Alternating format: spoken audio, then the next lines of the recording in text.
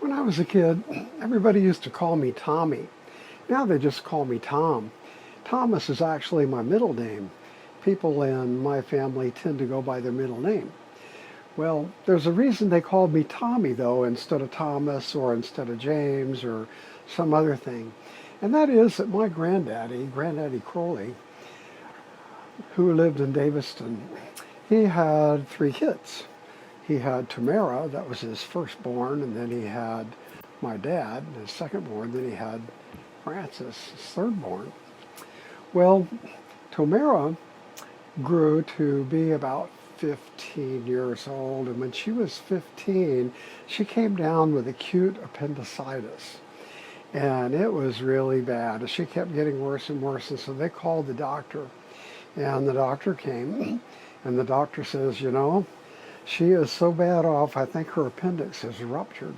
And she is so bad off that if we don't operate on her right away, oh, she's probably going to die. And the nearest hospital was over 100 miles away. And so the doctor says, we better operate on her right here, right now. And so they cleaned off the kitchen table, I'm not kidding you, and they put her on the kitchen table and they operated on her right then and there. Now this was before the invention of antibiotics, and this was before a lot of all the sanitary procedures that they do, but I guess he scrubbed down and they cut her open and operated her on her right there, and he took what was left of her appendix out and cleaned her up the best that he could, and sewed her all up. And then they just prayed and hoped for the best.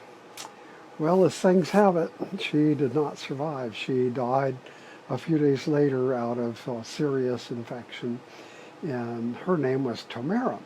And I have a picture of her. It was a very, very sad day, of course, and we visited her gravesite in 2003. But one of the spin-offs from that is when I was born, people started calling me Tommy.